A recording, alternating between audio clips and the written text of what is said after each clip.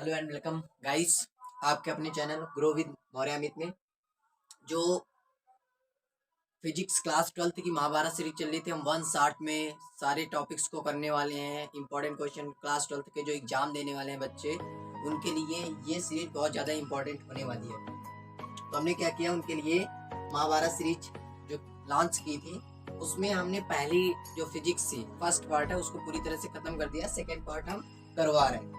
तो second part में आज हम पहला टॉपिक किरण प्रकाशिकी और प्रकाशिकी के अंदर का पार्ट 1 करने वाले, क्योंकि ये काफी लंबा टॉपिक है इसलिए हम इसमें 2 पार्ट में करने वाले। तो पहला जो इसमें आता है गोली अवतल पृष्ठ द्वारा अपवर्तन का सूत्र का, मैं सिर्फ और सिर्फ मोस्ट इंपॉर्टेंट क्वेश्चन करवाने वाला हूँ अपने चैनल पे।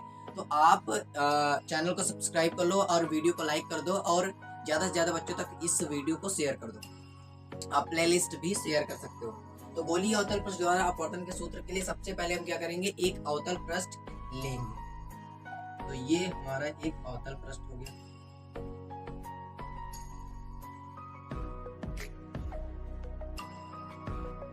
मान लेते हैं इसका n2 है, ये इधर n1। अपवर्तनांक यहाँ का n2 है, यहाँ का n1 है। ये इसकी मुख्य अक्ष है। यहाँ पे कोई वस्तु रखी है, मान लेते अल्फा एंगल पे। तो इसका जो प्रतिबिंब बनेगा वो कुछ ऐसा बनेगा बीटा एंगल पे। तो इस पे अगर हम एक लंब डालते हैं तो C, लंब डालते हैं तो C एक थोड़ा सा क्या करेगी, ये वाला जो यहाँ से जब अपवर्तित होगी, मान लो ये S P और S डैश, तो लिखेंगे माना S P S डैश एक गोलीय अवतल पृष्ठ है। ये क्या है, एक गोलीय अवतल पृष्ठ है। इसमें क्या है कि एक बिंदु O पर लिख देंगे मुख्य अक्ष में किसी बिंदु O पर वस्तु रखी है,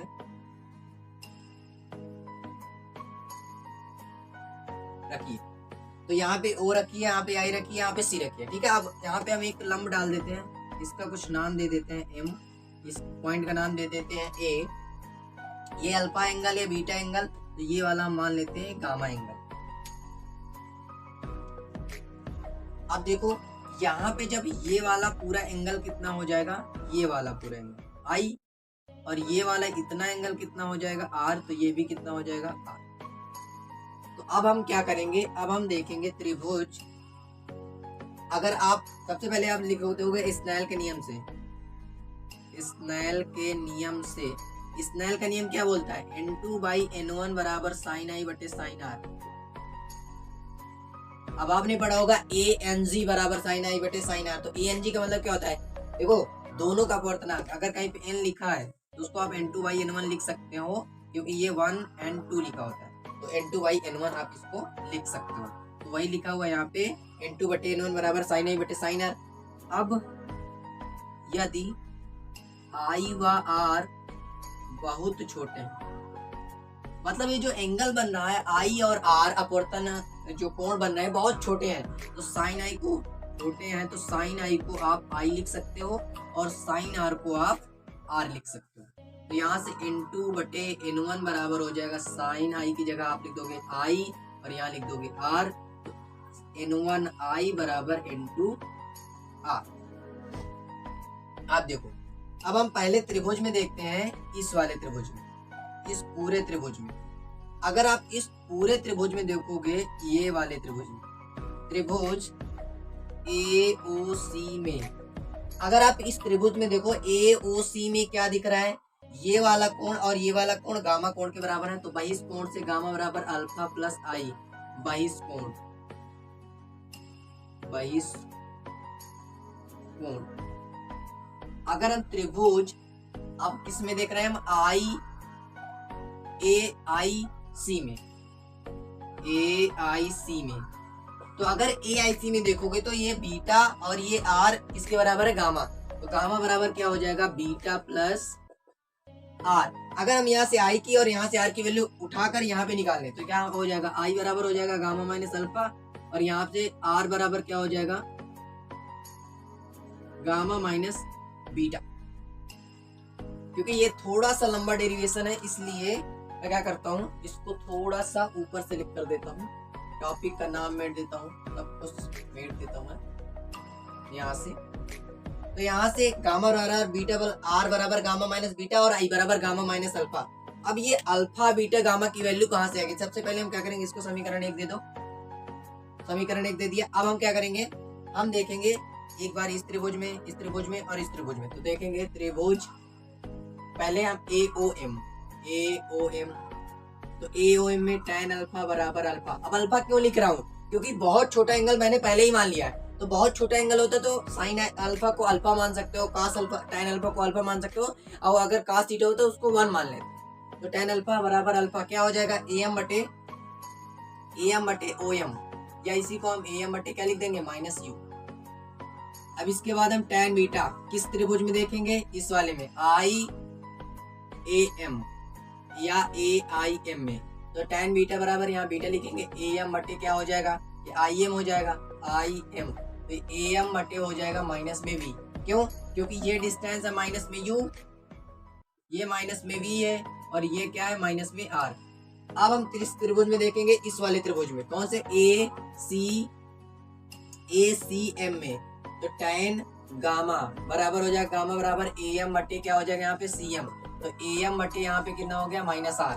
हमें अल्फा बीटा गामा की वैल्यू पता चल गई। तो अगर हमें अल्फा बीटा गामा की वैल्यू पता चल गई, तो यहाँ से क्या लिखेंगे, N1 की जगह रख दो। तो यहाँ लिखेंगे समीकरण 1 से, तो सबसे पहले लिखेंगे N1। अब I की जगह लिखेंगे गामा माइनस अल्फा। I की जगह हमने लिख दिया गामा माइनस अल्फा। इसके बाद अगर हम R की जगह देखें तो क्या हो जाएगा, गामा माइनस बीटा। अब हमें अल्फा बीटा गामा की वैल्यू पता है, रख दो। तो N1, यहाँ पे गामा की वैल्यू कितनी है, AM बटे माइनस में R, माइनस यहाँ पे अल्फा की वैल्यू कितनी है, AM बटे माइनस में U, N2 यहाँ पे AM बटे माइनस में R, माइनस AM बटे बीटा की वैल्यू कितनी है, माइनस में V। तो N1 AM को पूरे से भाग दे दिया, क्योंकि पूरे में तो खत्म हो जाएगा, तो मैं ये यूरिमेट देता हूँ। तो यहाँ से आ जाएगा N1, AM पूरे से खत्म हो गया, तो N1 बटे माइनस R। अब देखो माइनस माइनस प्लस, N1 बटे U is equal to N2 बटे माइनस R, और ये माइनस माइनस प्लस हो जाएगा, तो माइनस N2 बटे V। इसको इधर ले आओ, तो N2 बटे V माइनस N1 बटे U बराबर N2 बटे R माइनस N1 बटे R। ये भी माइनस में, ये भी माइनस। देखो हमने क्या किया है, N1 गामा की वैल्यू कितनी है, AM बटे माइनस में R, माइनस AM बटे माइनस में U, किसकी वैल्यू, अल्फा की वैल्यू। इसके बाद N2 गामा AM बटे माइनस में R माइनस AM बटे माइनस B। अब यहाँ से AM सबसे भाग दे दिया, तो बचा क्या, N1 बटे माइनस में R, प्लस यहाँ से N1 बटे हो गया U बराबर यहाँ N2 बटे माइनस में R, माइनस यहाँ पे हो जाएगा N2 बटे V। अब ये माइनस इधर आया, तो N2 बटे V माइनस N1 बटे U, रखना पड़ेगा।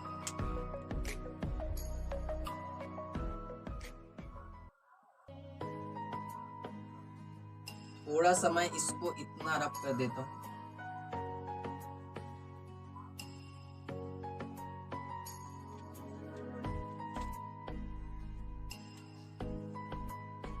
तो अगर ये प्लस में हो गया, तो यहाँ से ये प्लस हो गया, तो ये माइनस में आया।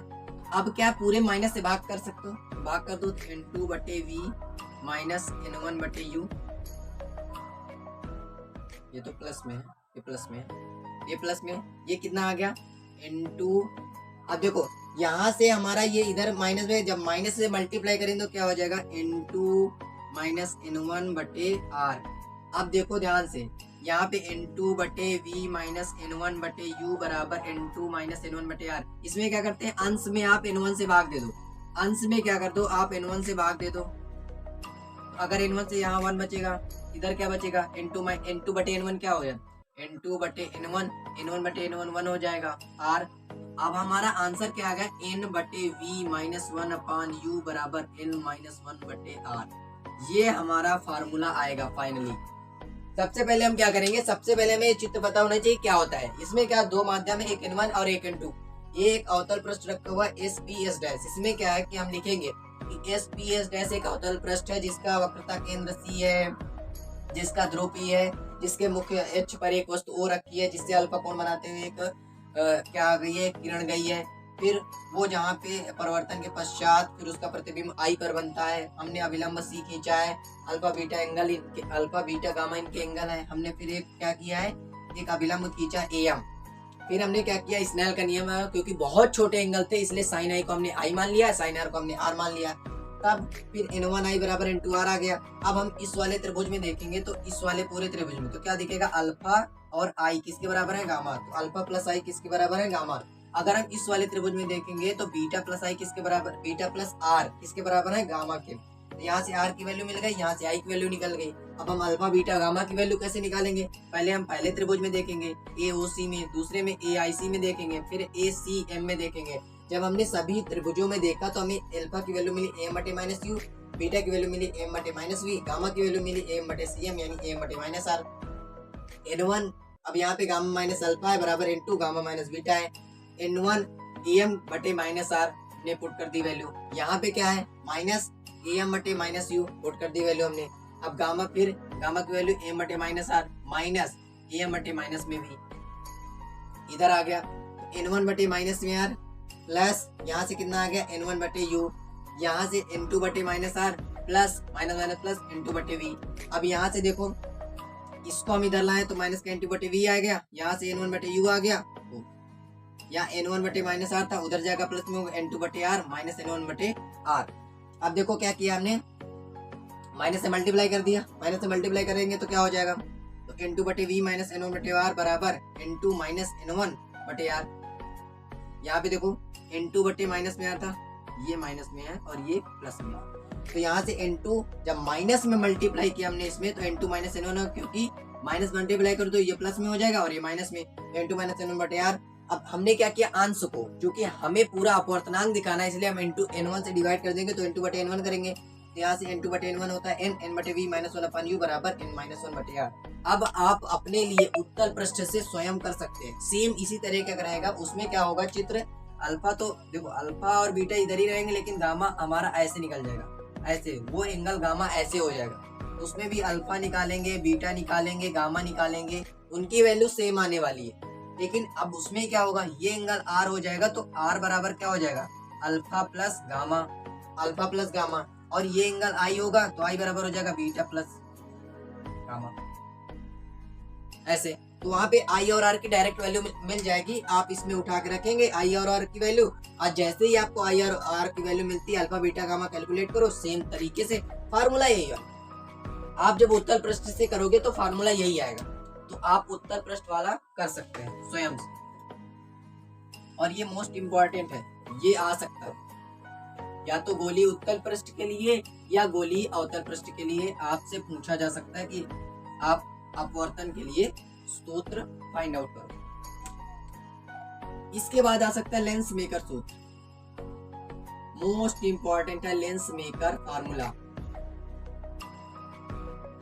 लेंस मेकर सूत्र, इसमें क्या होता है, अगर कोई पतला प्रिज्म है, ये कोई पतला प्रिज्म है, इसमें यहाँ पे वस्तु रखी है तो क्या होगा, पहले क्या होगा, वस्तु पहले वाले की वजह से वस्तु यहाँ पे बनेगी जाके आई डैश पे, लेकिन ये फिर इस वाले पृष्ठ के लिए वस्तु का कार्य करेगी और प्रतिबिंब हमारा बनेगा जाके यहाँ पे आई पे।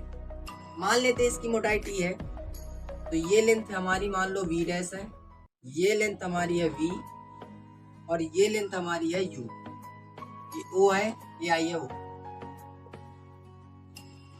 ठीक है।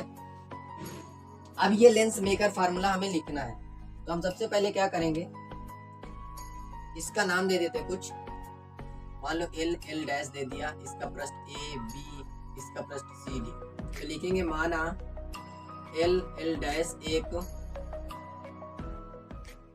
पतला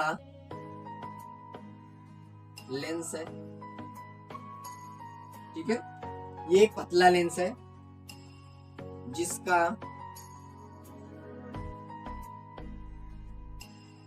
जिसकी मुख्य अक्ष के एक बिंदु पर वस्तु हो रखी है। ठीक है, अब क्या है कि ये जो एल एल डैश है इसके मुख्य अक्ष पर एक वस्तु हो रखी है। पहले पृष्ठ AB के द्वारा अपवर्तन पर प्रतिबिंब I डैश पर बनता है। तो प्रतिबिंब कहाँ बना? फर्स्ट केस में I डैश पे। तो फार्मूला क्या होता है? N बटे V, अभी पढ़ के आए हो। तो V क्या है हमारा? V डैश बटे 1/U क्या है? U ही है, बराबर N-1 बटे R। ये इक्वेशन नंबर फर्स्ट होगी। N बटे V डैश -1/U बराबर N-1 बटे R, समीकरण 1 हो गया। दूसरे केस में दूसरे पृष्ठ CD द्वारा, पहला पृष्ठ AB था, इसके द्वारा अपवर्तन से यहाँ बनी। दूसरा पृष्ठ CD द्वारा ये क्या करेगी? CD के लिए I डैश वस्तु का कार्य करेगी, वस्तु का कार्य करेगी। अब देखो I डैश इसके लिए वस्तु का कार्य कर रही है, तो यहाँ पे अवतल पृष्ठ के सूत्र से क्या हो जाएगा? N बटे, अब देखो क्या आएगा? N बटे वस्तु की प्रतिबिंब की दूरी क्या है? V -1/, अब यहाँ पे V डैश माइनस T लिखेंगे। क्यों? क्योंकि हमें चाहिए कितनी डिस्टेंस? यहाँ से यहाँ तक की, और यहाँ से यहाँ तक की है V डैश। तो ये कितनी डिस्टेंस बचेगी? V डैश माइनस T, क्योंकि हम यहाँ से नापेंगे। तो V डैश माइनस T हो जाएगा बराबर N-1 बटे R। समीकरण 2 डाल दो इसको, या अभी इसको न डालते हुए लिखेंगे पतले प्रिज्म के लिए, पतले प्रिज्म के लिए क्या हो जाएगा? और हाँ, एक चीज, इसके लिए नेगेटिव रहेगा, क्योंकि R क्या है? इसके लिए नेगेटिव, इसके लिए पॉजिटिव। तो यहाँ पे अब क्या लिखेंगे? T क्या हो जाएगा? 0। तो यहाँ से N/V -1/V डैश बराबर N-1 बटे R। ठीक है, और हमने यहाँ पे एक चीज, ये 1/N होगा। अब 1/N क्यों होगा? ये 1/N इसलिए होगा, क्यों? ये 1/N इसलिए होगा क्योंकि हमने किया क्या है? हम इधर से देख रहे हैं। देखो इधर से अपवर्तनांक n था, तो इधर के लिए अपवर्तनांक 1/N हो जाएगा। कैसे? देखो जैसे 1N2 बराबर होता है N2 बटे N1, लेकिन जब आप 2N1 करोगे तो उल्टा हो जाता है ना, 2N1 हो जाएगा N1 बटे N2। तो वैसे ही है, जब आप इधर से देख रहे हो तो अपवर्तनांक क्या हो जाएगा? उल्टा हो जाएगा, 1/N बटे V -1/V dash minus T बराबर N-1 बटे R।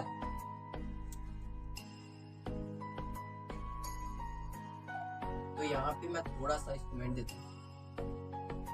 तो यहाँ पे क्या था?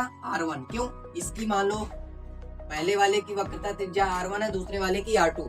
तो पहले के लिए R1, तो ये हो जाएगा N-1 बटे R2 काहे में? 1/N में। 1/N बटे V। क्यों 1/N? क्योंकि उधर से आप दूसरे पृष्ठ के लिए।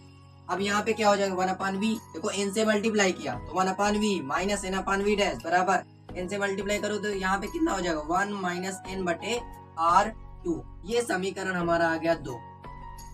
अब जैसे ही समीकरण 1 और 2 मिल गया तो हमने क्या किया? बस समीकरण 1 और 2 को ऐड कर दो। समीकरण 1 व 2 को जोड़ने पर, देखो जैसे ही जोड़ोगे तो N/V डैश ये खत्म हो जाएंगे, तो बचेगा क्या? 1/V -1/U बराबर, इन दोनों में क्या कॉमन? हम N-1 कॉमन कर रहे हैं, तो अगर N-1 कॉमन करोगे तो क्या बचेगा? 1/R1 -1/R2। अब देखो 1/V -1/U को क्या लिख सकते हैं? 1/F। तो 1/F बराबर N-1 कोष्टक पे 1/R1 -1/R2। यही हमारा लेंस मेकर फार्मूला है, यही हमारा लेंस मेकर फार्मूला है। कभी कभी पूछ लेगा P, तो इसी को P लिखते हैं भाई। 1/F क्या होता है? P होता है, तो N-1 कोष्टक पे 1/R1 -1/R2। कैसे निकालेंगे? सबसे पहले हम क्या लेंगे? एक पतला प्रिज्म लिया है, इसमें O पे वस्तु रखी है, तो प्रतिबिंब I डैश पे बनेगा। इसकी वक्रता त्रिज्या R1, इसकी वक्रता त्रिज्या R2 है, ये यहाँ पे I पे प्रतिबिंब फाइनल बनेगा। पहले केस में इस वक्र पृष्ठ के लिए AB के लिए क्या हो जाएगा? N/V डैश, क्योंकि ये वस्तु का प्रतिबिंब का कार्य और ये वस्तु का कार्य बटे N-1 बटे R1, इस वाले की वजह से। दूसरे पृष्ठ CD के लिए ये वस्तु का कार्य कर रही है, तो 1/N। क्यों 1/N? क्योंकि इधर से देख रहे हैं, क्योंकि पहला था 1N2 तो दूसरा 2N1 होगा, इसलिए यहाँ पे 1N हो गया। वन अपान एन बटे V minus one upon we dash minus T, क्योंकि वी डैश माइनस टी इसके लिए ये पूरी वी डैश थी, इतना टी कम करेंगे तो वी डैश माइनस टी हो जाएगा। तो वी डैश माइनस टी बराबर one upon N minus one upon are two. अब एक और चीज, टी पतला प्रिज्म है तो टी को हम जीरो मान लेते तो वन अपान वी, अब इनसे पूरे मल्टीप्लाई करूँ तो one upon we minus n upon we dash बराबर one minus n upon are two. अब क्या करेंगे, समीकरण एक और दो को जोड़ेंगे तो ये और ये कैंसिल आउट हो जाएंगे। One upon we minus one upon you बराबर एन माइनस वन कोष्टक one upon r one minus one upon are two. अब जैसे ही हमने इसको इतना कर लिया, इसके बाद क्या होगा, one upon we minus one upon u क्या होता है, वन अपान एफ, लेंस का फार्मूला तो वन अपान एफ बराबर एन माइनस वन कोष्टक one upon r one minus one upon are two. तो वन अपान एफ को पी लिख सकते हो तो पी बराबर एन माइनस वन कोष्टक one upon r one minus one upon are two, ये आप फार्मूला आ जाता है। तो इसको हम क्या कहते हैं, इसको हम लेंस मेकर फार्मूला कहते हैं, और ये काफी ज्यादा इंपॉर्टेंट है, तो आप इसको भी कर लीजिए, बहुत ही ज्यादा इंपॉर्टेंट क्वेश्चन।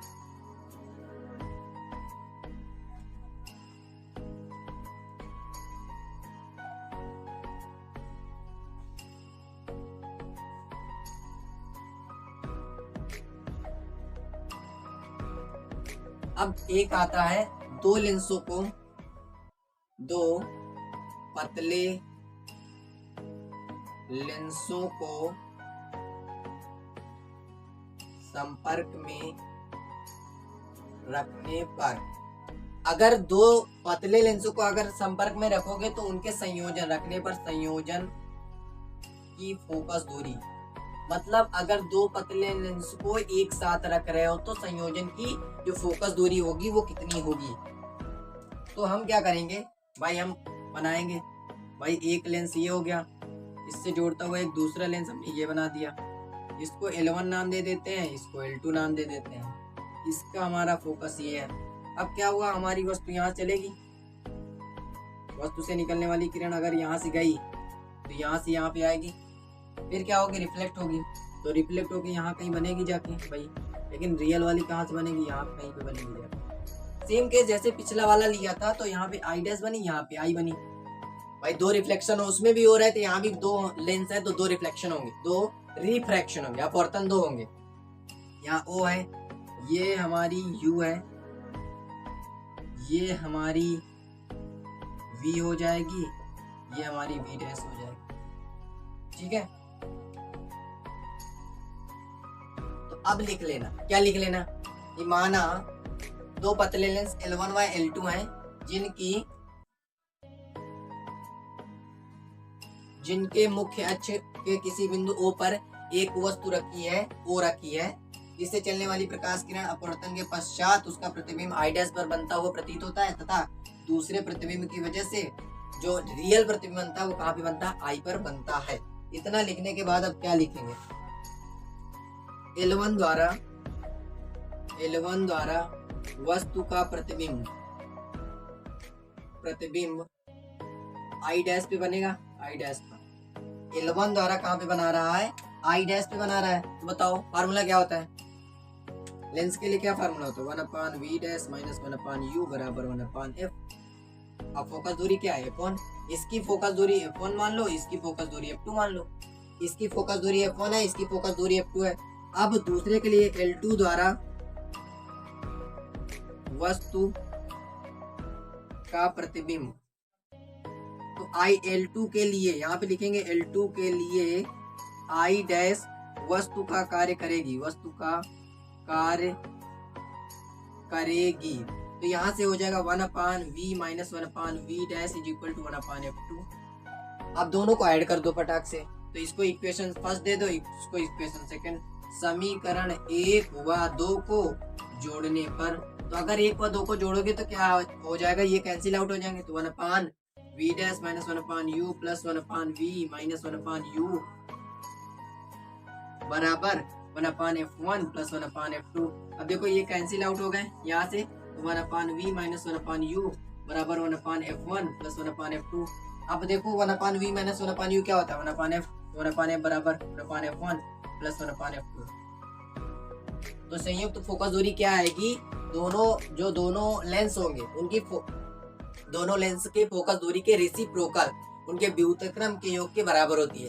इसी से एक और फार्मूला आ जाता है, P बराबर P1 प्लस P2, P बराबर P1 प्लस P2, P बराबर P1 प्लस P2 कैसे, कि भाई 1/f को P लिख सकते हैं, 1/f P1 हो जाएगा, 1/f P2। तो क्षमता क्या होती है, P बराबर P1 प्लस P2। P बराबर 1/f क्षमता होती है, P बराबर 1/f इन मीटर या फिर 100/f इन सेंटीमीटर। तो ये क्या होती है हमारी, ये होती है हमारी क्या क्षमता, लेंस की क्षमता। तो लेंस की क्षमता के योग का फार्मूला अगर इसी में पूछ लेता तो पतले लेंस को संपर्क में रखने पर संयोजन, फोकस दूरी की जगह लिख देता संयोजन क्षमता। तो अगर क्षमता निकालनी पड़ती तो कैसे करते, आप इसी को करते बस P बराबर P1 प्लस P2 लास्ट में ला देते, 1/f को P, 1/f1 को P1 और 1/f2 को P2 आप लिख सकते थे। इसके बाद जो मोस्ट इंपॉर्टेंट मैंने लिया है उसमें से एक है प्रिज्म के लिए सूत्र।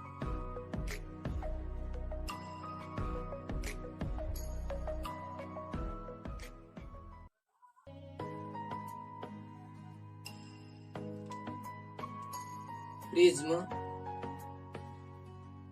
द्वारा अपवर्तनांक का सूत्र। प्रिज्म के अपवर्तनांक का सूत्र क्या होगा, तो मान लो ये एक प्रिज्म है, तो यहाँ से अगर इस पे कोई वस्तु की किरण आई, यहाँ से ये ऐसे रिफ्लेक्ट होके निकल गई, तो यहाँ पे हमने क्या किया है, ये ऐसे, ठीक है, और यहाँ पे इसको बढ़ाने पर पीछे यहीं कहीं मिलती है और ये वाली यहाँ कहीं मिलती है, ये हमारा डेल्टा है। तो ये हमारा कोई I माइनस आर हो जाए, अगर ये R है और ये I है, ये भी हमारा I और ये I माइनस आर होगा, I डैश मान लेते हैं, निकलती I डैश पे है। इसको नाम दे देते हैं कोई P Q R, इसको नाम दे दो S, ये A हो गया, इसको हम नाम देते A B C, इसको D दे दो, ठीक है। अब हमने इसको पूरा बना लिया, एक पहली किरण निकली तो यहाँ से रिफ्लेक्ट होके निकल गई, यहाँ पे फिर रिफ्रैक्ट हुई, यहाँ पे भी रिफ्रैक्ट हुई, यहाँ से निकल जाए, अपवर्तित होने के बाद निकल जाती है। हम ये लिख देंगे कि माना एक प्रिज्म ABC है जिस पर एक आपतित किरण PQ पड़ती है और अपवर्तन के पश्चात प्रिज्म के RS के रूप में निकल जाती है, RS के रूप में निकल जाती है। तो पहला कोण कितना था, I है, कौन आपतन कोण I था, बाद में अपवर्तन कोण R हो जाता है। तो आप इतना लिख लेना, ठीक है। हम क्या लिखेंगे, त्रिभुज, कौन से त्रिभुज में देखेंगे, तो अगर आप त्रिभुज इस वाले में देखो, इसका नाम देते QRD में, तो अगर QRD में देखोगे तो डेल्टा बराबर क्या हो जाएगा, I minus R plus I dash minus R dash. आप एक पहले लिख सकते हैं स्नेल के नियम से कि साइन I बटे साइन R बराबर क्या होता है, M, क्योंकि हमें यही फाइंड आउट करना है। I और R फाइंड आउट कर लो, आपको ऐसे मिल जाएगा। अब क्या करेंगे, ये हमारा कोण R डैश है, ये I dash minus R dash हो गया। तो अगर आप इस त्रिभुज में देखो, इस त्रिभुज में और इस त्रिभुज में, तो लिखेंगे त्रिभुज QRE में, तो अगर QRE में देखोगे R डैश प्लस E बराबर 180 degree, R dash plus E बराबर 180 डिग्री। और अब लिखेंगे चतुर्भुज, इस चतुर्भुज AQER में अगर इस चतुर्भुज में देखोगे तो कोण A प्लस कोण E बराबर कितना हो जाएगा, 180 डिग्री। तो कोण A प्लस E बराबर 180 डिग्री। अगर हम इन दोनों को क्या कर दे, घटा दे, तो अगर घटाओगे तो क्या आ जाएगा, कोण R प्लस कोण R डैश बराबर कोण A, R plus R dash बराबर A। तो ये समीकरण 1 आ जाएगा हमारा, R प्लस R डैश बराबर A। ये हमारा इक्वेशन नंबर फर्स्ट आ गया। तो अगर यदि लिखेंगे R बराबर R डैश, A बराबर कितना आ जाएगा, R/2, I बराबर I डैश। तो यहाँ से देखो क्या आ जाएगा, समीकरण 1 ये था, समीकरण 2 इसको दे दो। तो यहाँ से लिखेंगे समीकरण 1 से इसको 2 दे दो यार, पहले इसको भी मान लेते ना, क्या देखो, तो R प्लस R डैश बराबर A। तो R बराबर अगर R डैश तो A आ जाएगा R/2, A आ जाएगा हमारा कितना आ जाएगा R बराबर आ जाएगा A/2। अब समीकरण 1 में देखो हम क्या करेंगे, डेल्टा, यहाँ पे एक चीज R बराबर R डैश कब लिखेंगे, लिखेंगे न्यूनतम विचलन के लिए, न्यूनतम विचलन के लिए। यहाँ पे डेल्टा क्या हो जाएगा, डेल्टा M। तो डेल्टा M बराबर क्या हो जाएगा, यहाँ पे i plus i dash minus are plus are dash, अब ये बराबर हो जाएंगे, डेल्टा बराबर था तो डेल्टा एम क्या हो जाएगा, आई प्लस आई 2i हो जाएगा, minus are plus are dash कितने बराबर है, ए, तो यहाँ से आई क्या हो जाएगा, डेल्टा एम प्लस ए बटे 2 बराबर आई, या इसी को आप लिख सकते हैं ए प्लस डेल्टा एम बाई 2। तो यहाँ से हमारा आई की वैल्यू आ गई, यहाँ से हमारी आर की वैल्यू आ गई। अब उठा के रख दो समीकरण 1 में, तो समीकरण 1 से n बराबर क्या आ जाएगा, साइन आई की वैल्यू कितनी है, sine A plus delta M by 2, नीचे कितना आ जाएगा, साइन ए बाई 2। यही हमारा क्या है, प्रिज्म के अपवर्तनांक के लिए सूत्र है n बराबर sine A plus delta M by 2 और साइन ए बाई 2। अब क्या है कि यहाँ पे हमें अगर मान लो बहुत पतला प्रिज्म है, बहुत पतला प्रिज्म है, यानी कि पतले प्रिज्म के लिए अगर पतला प्रिज्म है तो साइन थीटा क्या हो जाएगा, थीटा के इक्वल हो जाएगा, साइन थीटा लगभग थीटा के बराबर हो जाएगा। इन क्या आ जाएगा, ए प्लस डेल्टा एम बाई 2 बटे ए बाई 2, 2 से 2 कैंसिल हो जाएगा, ए से ए, एन बराबर कितना आ जाएगा, एन ए माइनस ए बराबर डेल्टा एम, तो डेल्टा एम बराबर आ जाएगा n माइनस 1 इंटू ए। यानी क्या बोल रहा है कि अगर आपका फार्मूला ये तो आएगा n बराबर sine A plus delta M by 2 और बटे साइन ए बाई 2, लेकिन अगर बहुत पतला प्रिज्म है तो उसके लिए साइन को हटा देंगे, ए प्लस डेल्टा एम बाई 2 बटे ए बाई 2, 2 से 2 कैंसिल, तो ये आ जाएगा n माइनस 1 इंटू ए बराबर डेल्टा एम। तो ये फार्मूला है प्रिज्म के द्वारा अपवर्तनांक का सूत्र। इसके पहले आप लिख सकते थे कि त्रिभुज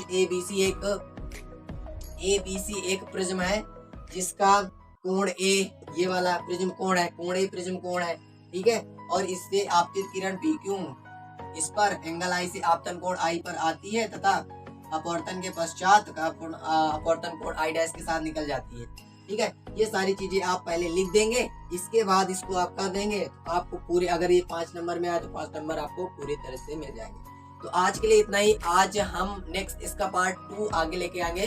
तो अगर आपको वीडियो अच्छा लगा हो तो आप ये वीडियो को लाइक कर दो, वीडियो को शेयर कर दो और चैनल को सब्सक्राइब करना ना भूले, जिससे आपको मिलने वाली नोटिफिकेशन जो है वो सबसे पहले मिल जाए, ठीक है। और आपको वीडियो लगातार मिल रही है, इसलिए आप चैनल को सब्सक्राइब कर दो, आप शेयर करो, ठीक है, लोगों तक पहुंचाओ। आपसे ये रिक्वेस्ट है कि आप कृपया शेयर करें, ठीक है।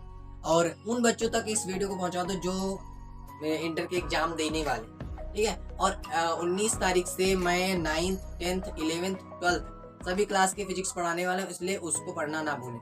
जो भी बच्चे क्लास 9th 10th 11th या 12th में है वो 19 फरवरी से आप 19 या 20 फरवरी से आपको एक वीडियो डेली मिलेगी, आपको लेक्चर वाइज सब कुछ प्रेजेंट करवाया जाएगा, इसलिए आप उसको देखना ना भूलें। Good night and thanks for watching this video.